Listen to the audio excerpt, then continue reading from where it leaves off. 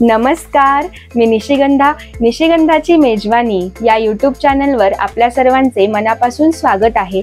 पौष्टिक खा आणि स्वस्त रहा। आज अशीच एक पारंपरिक आणि पौष्टिक थालीपीठाची भाजणी कशी बनवायची ते आज आपण पाहणार आहोत। ही भाजणी 2 ते 3 महिने सहज टिकते। आयत्या वेळी तुम्ही कधीही या भाजणीची थालीपीठ करू शकता। चला तर मग ही भाजणी कशी बनवायची ते आज आपण पाहूयात। 4 वाट्या बाजरी, 2 वाट्या ज्वारी, 1 वाटी हरभरा डाळ, अर्धी वाटी गहू, अर्धी वाटी मूग डाळ। इथे तुम्ही अख्खे मूग किंवा सालीची मूग डाळ सुद्धा वापरू शकता। अर्धी वाटी सालासहित उडीद डाळ, इथे तुम्ही अख्खे उडीद किंवा बिना सालीची डाळ सुद्धा वापरू शकता। अर्धी वाटी तांदूळ, अर्धी वाटी धने, 2 चमचे जिरे। इथे मी जाड बुडाची कढई वापरत आहे, कारण तुम्ही जर पातळ बुडाची कढई वापरली तर आपले जिन्नस करपण्याची शक्यता असते।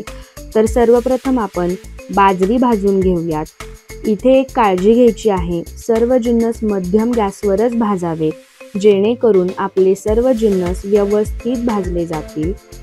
तुम्ही इथे पाहू शकता की मी बाजरी एकसारखी हलवून घेत आहे।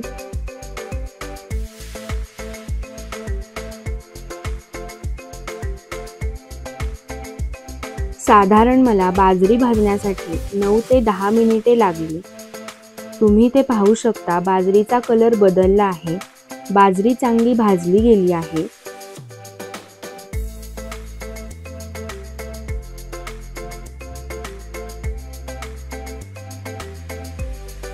आता आपण एका ताटामध्ये बाजरी काढून घेऊयात।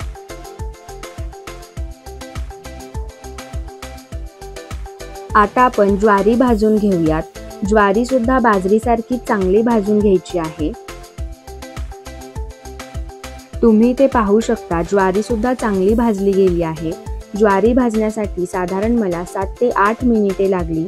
आता आपण ती ताटामध्ये काढून घेऊयात। आता हरभरा डाळ भाजून घेऊ। आपली कढई चांगली गरम झाली आहे, त्यामुळे डाळी भाजण्यासाठी जास्त वेळ लागत नाही। तुम्ही ते पाहू शकता हरभरा डाळ चांगली भाजली गेली आहे, ती सुद्धा आपण ताटामध्ये काढून घेऊ। इथे मी मुगाची डाळ सुद्धा भाजत आहे। तर मी इथे जे जिन्नस भाजत आहे त्याचा खूप खमंग सुवास येत आहे। मुगाची डाळ सुद्धा ताटामध्ये काढून घेतली आहे।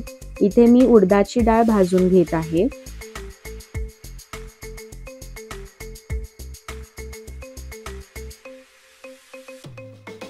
तुम्ही ते पाहू शकता उडदाची डाळ सुद्धा चांगली भाजली गेली आहे, ती सुद्धा ताटामध्ये काढून घेऊयात। आता आपण गहू भाजून घेऊयात। तुम्ही ते पाहू शकता गहू चांगले फुलले आहेत, ते सुद्धा ताटामध्ये काढून घेऊयात। आता आपण तांदूळ भाजून घेऊयात।